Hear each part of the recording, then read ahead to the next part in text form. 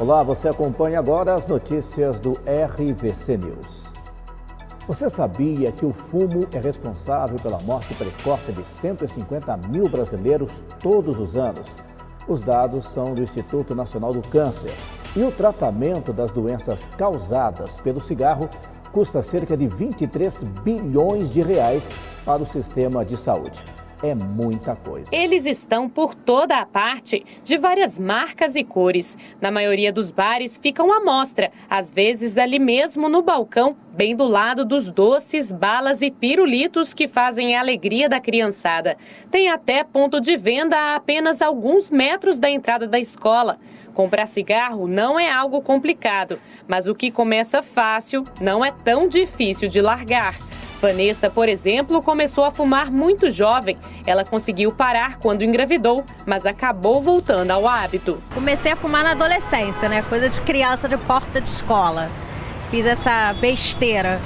Mas já parei de fumar quando eu engravidei, na fase de amamentação. Fiquei uns 2 anos sem fumar e depois, na rotina, o nervosismo, estresse do dia a dia, acabei voltando. No Dia Mundial Sem Tabaco, o Instituto Nacional do Câncer promoveu um debate sobre os riscos do hábito para a saúde e a tendência mundial de se buscar a padronização das embalagens. A ideia é que os poderes públicos encontrem uma maneira de tornar a oferta de tabaco menos atraente, principalmente para evitar o primeiro contato com o cigarro, que ocorre entre os jovens. Hoje você não tem a propaganda direta e indireta, mas você tem o marketing nos pontos de venda, tem a internet, os amigos fumantes, o jovem quer ser adulto, acha que o cigarro é uma questão de liberdade, né, de individualidade. Na realidade, o cigarro se torna, além em vez da liberdade, ele encontra uma prisão, uma dependência.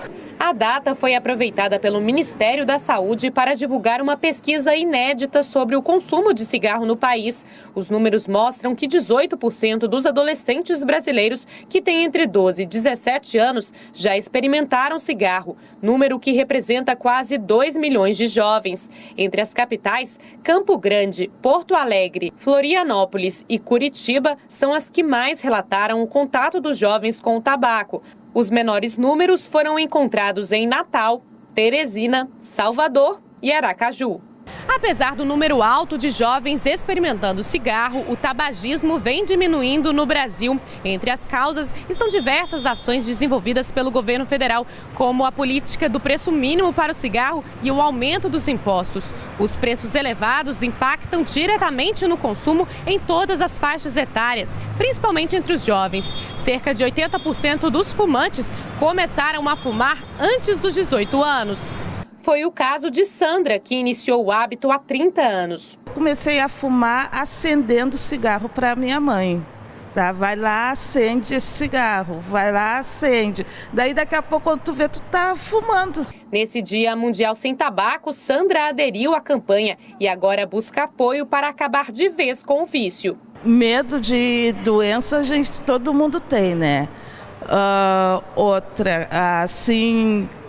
Eu quero parar de fumar mais pelo o custo também, né? Que o cigarro está muito caro. Então, além de eu prejudicar a minha saúde, eu estou queimando o meu dinheiro.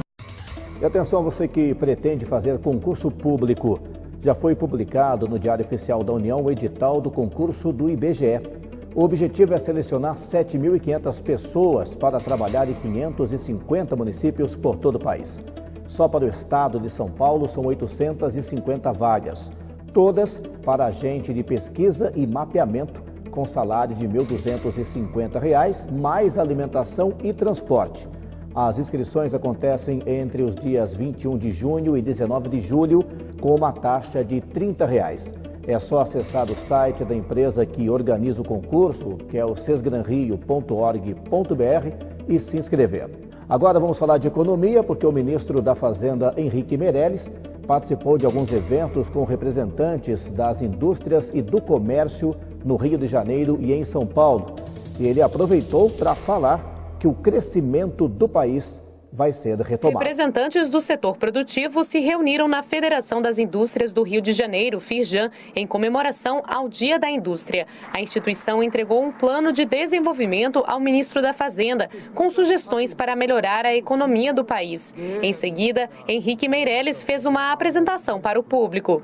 O ministro falou sobre as causas da recente crise econômica brasileira e citou as ações que o governo está tomando para que os setores produtivos voltem a crescer. Venda de ativos, por exemplo, concessões, privatizações, tem toda uma vasta gama de medidas e de ações que algumas delas, inclusive, já foram objeto de uma medida provisória assinada nos primeiros dias de governo, que é exatamente essa questão de concessões e etc., mas existirão outras que estão sendo estudadas e etc., e nós vamos certamente endereçar isso com muito rigor. Mais cedo, o ministro da Fazenda também cumpriu a agenda em São Paulo, na Câmara de Comércio França-Brasil, onde falou que a economia deve voltar a crescer nos próximos trimestres. O crescimento deverá voltar a acontecer nos próximos trimestres. É preciso liberar as forças produtivas do país,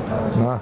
É preciso que os consumidores, que os cidadãos e cidadãs sintam confiança para voltar a consumir, né? Porque passam a ter maior confiança na manutenção do seu emprego ou voltem aqueles que estão desempregados a conseguir emprego, né? Que os empresários voltem a ter confiança para produzir, que as vendas em consequência aumentem e voltem a ter confiança para contratar e voltem a ter confiança para investir. Para isso, a situação macroeconômica do país, principalmente a questão da dívida pública e também a questão da inflação, na medida em que isso esteja caminhando na direção correta, tudo isso vai gerar esta restauração da confiança e em última análise, uma queda gradual do nível de risco da economia e, portanto, uma diminuição também dos custos de produção no país. E não saia daí, um rápido intervalo, o RVC News volta já já.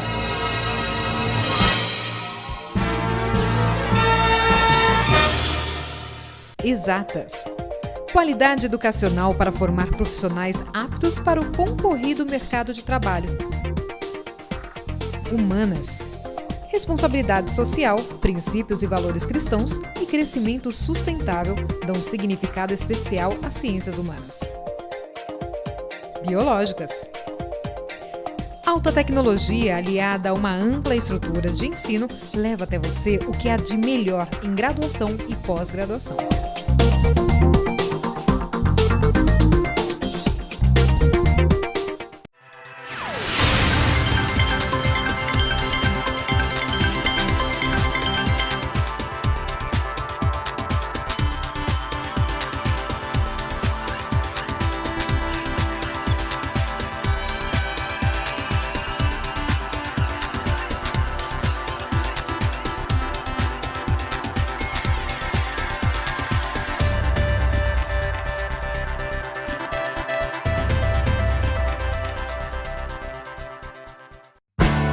FUNVIC, Fundação Universitária Vida Cristã.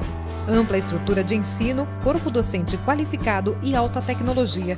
Vem estudar com a gente. Exatas, humanas e biológicas. Princípios e valores cristãos para formar profissionais e transformar vidas pela educação, com responsabilidade social e crescimento sustentável. FUNVIC, Fundação Universitária Vida Cristã.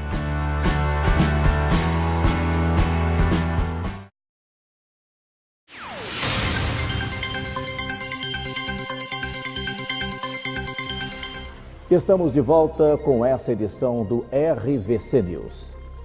A menos de 100 dias para os Jogos Paralímpicos no Rio de Janeiro, a delegação brasileira vive a grande expectativa para atuar bem e conquistar ao menos o 5º lugar na classificação geral. São 270 atletas.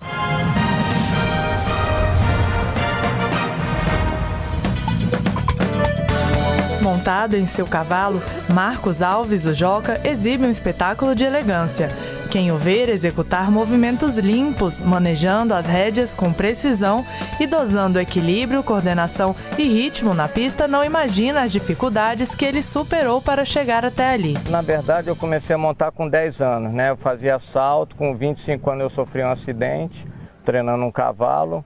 E depois de 17 anos só, eu não deixei de mexer com o cavalo, continuei dando aula e tudo, mas depois de 17 anos que eu voltei a montar. Joca voltou a treinar em 2003. No ano seguinte, se classificou para a sua primeira Paralimpíada em Atenas. Ele participou também dos Jogos de Pequim em 2008 e conquistou 2 medalhas de bronze.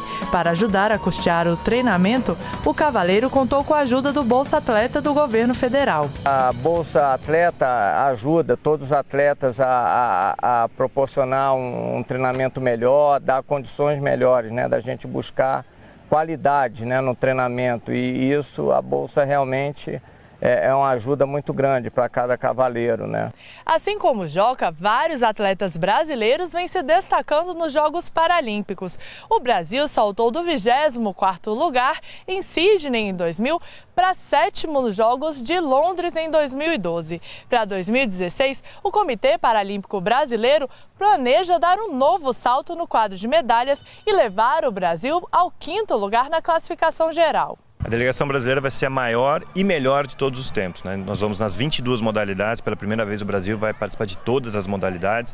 Vão ser cerca de 270 atletas, a delegação vai para mais de 430 pessoas. A nossa meta é muito ousada, é o 5º lugar, né? Nós ficamos em 7º em Londres. A gente tem que ultrapassar Estados Unidos e Austrália, que são potências esportivas, mas o Brasil entra, sem dúvida nenhuma, com a capacidade de brigar por esse 5º lugar. O investimento no esporte paralímpico nacional é parte do planejamento do governo federal nos últimos anos. Por meio do Plano Brasil Medalhas, lançado em 2012 com o objetivo de colocar o Brasil entre os 5 primeiros nos Jogos Paralímpicos do Rio de Janeiro, 60 atletas de modalidades coletivas recebem apoio.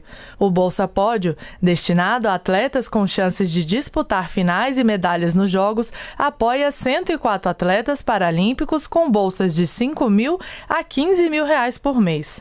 Já pelo Bolsa Atleta, que beneficia competidores de alto rendimento com bons resultados em competições nacionais e internacionais, foram concedidas 1.298 bolsas a atletas paralímpicos no ano passado. Em julho, foi sancionada ainda a Lei Brasileira de Inclusão da Pessoa com Deficiência, que aumentou de 15% para 37% o valor repassado das loterias ao Comitê Paralímpico Brasileiro.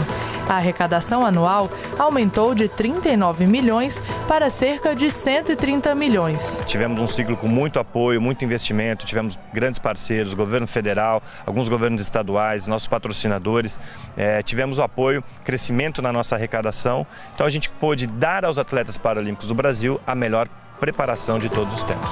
A 100 dias da cerimônia de abertura dos Jogos Paralímpicos Rio 2016, a capital fluminense acerta os últimos detalhes para deixar tudo pronto. Todos os testes já foram concluídos em 8 competições: halterofilismo, rugby em cadeira de rodas, natação paralímpica, goalball, atletismo paralímpico, canoagem e paratriatlo. Os Jogos devem reunir mais de 4.000 atletas de 176 países em 23 modalidades. Para Andrew, as Paralimpíadas deixarão um legado. Um legado mais importante, que é o legado intangível, né? Que é de mudança da percepção das pessoas, da sociedade como um todo, em relação a quem tem uma deficiência. O esporte, ele convence de uma forma muito suave, ou sem que a gente perceba, que as pessoas com deficiência, o potencial das pessoas com deficiência, o que elas podem fazer e não o que elas não podem fazer. O cavaleiro Joca concorda e está buscando a classificação para realizar o sonho de disputar os Jogos em casa. Tá na equipe do Brasil, e no Brasil, nossa, vai ser tudo para cada um, eu tenho certeza. Meu coração, assim, busca isso, eu quero isso, né? Eu quero me dar esse prazer. Estou me dedicando bastante para que isso aconteça.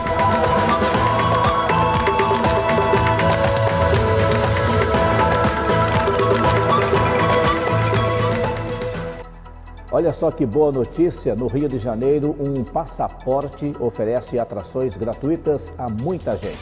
São diversos espetáculos por toda a cidade. Então aproveite para ver como funciona. A fila na Praça da Cinelândia, no centro do Rio de Janeiro, só crescia à medida que a manhã avançava. O motivo? Retirar o Passaporte Cultural Rio, que dá desconto ou entrada grátis em diversos pontos culturais da cidade. Tem teatro, cinema, restaurante, até livraria participando. São mais de 700 estabelecimentos. Pretendo levar as crianças, que a gente aqui, o Rio tem muita cultura, tem muita coisa boa para a gente apresentar para as crianças. Então, isso é bom, né?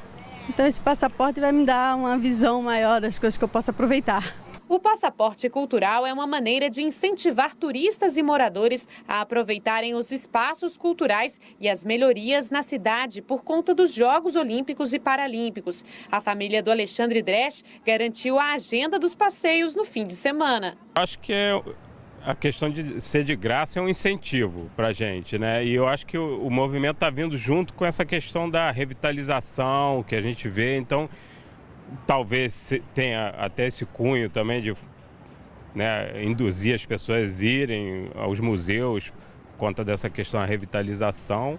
E eu acho que para ter uma lembrança, talvez, né, ou para ele mais, né, porque eu já estou já velho aqui, então talvez para ele seja mais interessante, né.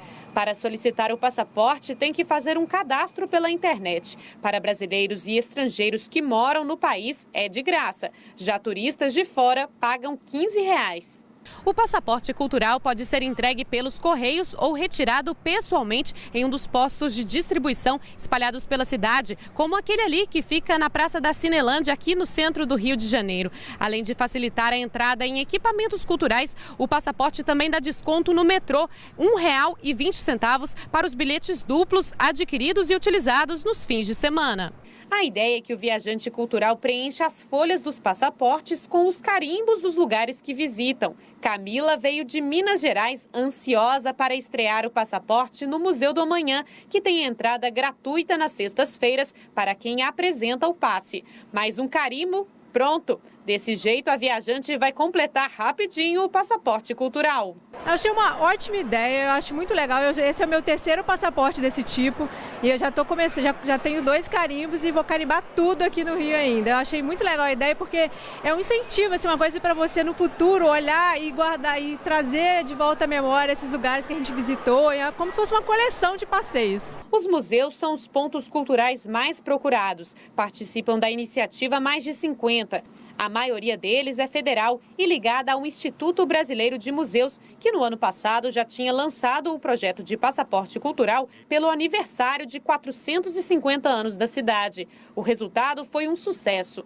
A primeira impressão do passaporte dos museus cariocas, de 50 mil exemplares, se esgotou em 15 dias. E aí tivemos que fazer uma nova reimpressão. Enfim, o projeto foi um projeto vitorioso, é um projeto que protagoniza os museus, democratiza o acesso aos museus pela população. Os visitantes, a população gosta de museus, a gente percebe isso. E atenção, hein, gente, os passaportes no Rio de Janeiro, eles são válidos até setembro, quando exatamente terminam os Jogos Olímpicos e os Jogos Paralímpicos. E viajar de avião, veja só, continua sendo a preferência de muitos brasileiros. Segundo o Ministério do Turismo, a viagem aérea lidera as procuras, seguida pelo carro particular. Mas o que está aumentando mesmo é a procura por viagens de ônibus. Chega o feriado e a primeira coisa que vem à cabeça de muita gente é viajar. João Pessoa. Recife. Vitória, Espírito Santo. Paracatu, vou lá dançar um forrozinho. Visitar os parentes ou pegar uma praia. Não importa o destino. Na hora de escolher como viajar, a opção dos brasileiros tem sido cada vez mais o ônibus. De acordo com uma pesquisa do Ministério do Turismo, quase 16% das pessoas que pretendem viajar nos próximos 6 meses irão de ônibus.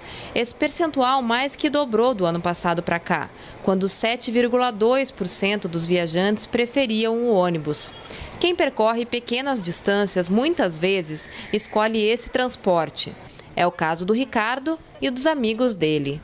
Porque é mais barato de última hora. É a questão monetária mesmo, né? O custo da passagem aérea é bem mais alto que a de ônibus. E como é um percurso pequeno, para mim é tranquilo. Mas para algumas pessoas, há outros atrativos nas viagens de ônibus. Eu gosto de viajar de ônibus porque eu posso decidir em cima da hora, chego aqui, sempre encontro vaga, pelo menos para o lugar que eu pretendo ir, né? Apesar dessa escolha, o avião continua sendo o meio de transporte preferido dos viajantes. A crise, tá um pouco difícil, mas quando eu tenho melhores condições, eu gosto de avião. Eu prefiro avião para viagens mais longas. O tempo de viagem influencia bastante.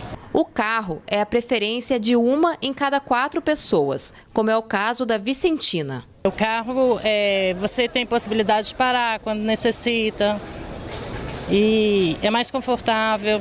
A pesquisa também mostra que o destino mais escolhido é o Nordeste. Quase metade dos entrevistados prefere essa região. Porque é mais quente. Agora tá frio aqui, vai para lá quente, né? A comida é diferente, mais o Nordeste. E essa edição do RVC News termina aqui. Acesse o nosso site redervc.com.br.